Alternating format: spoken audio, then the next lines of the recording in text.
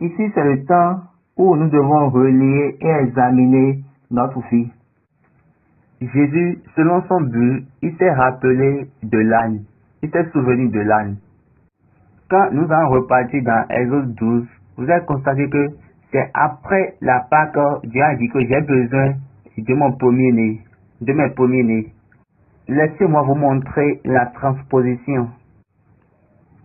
Le verset 12. Cette nuit-là, je passerai dans le pays d'Égypte et je frapperai tous les premiers-nés du pays d'Égypte, depuis les hommes jusqu'aux animaux, et j'exercerai des jugements contre tous les dieux de l'Égypte. Je suis l'Éternel. Donc, juste après avoir mangé la Pâque, regardez ce que Dieu a dit. Donc, sans la Pâque, rien ne peut sanctifier les premiers-nés. Jésus doit fêter la Pâque pour que les premiers-nés de la mort, les premiers-nés morts, soient sanctifiés. Notez bien toutes choses sur la ligne. Lisons maintenant Exode 13, à partir du premier verset. L'Éternel parla à Moïse et dit, consacre-moi tout premier-né parmi les enfants d'Israël, tant des hommes que des animaux. Il m'appartient. Sans la Pâque, rien n'avait sanctifié les premiers-nés. Jésus a besoin de faire la Pâque pour que les premiers-nés soient sanctifiés. Allez vers le verset 12.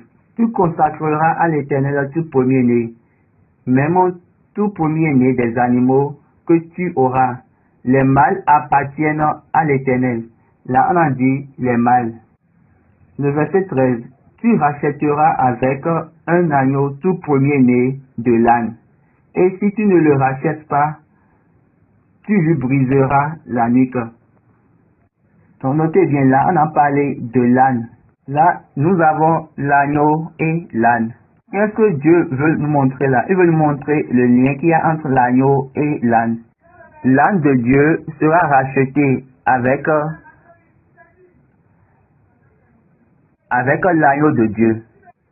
Tout péché de l'âne sera maintenant relié, sera payé par l'agneau de Dieu. Ce que Dieu veut montrer là, c'est le lien entre l'agneau et l'âne.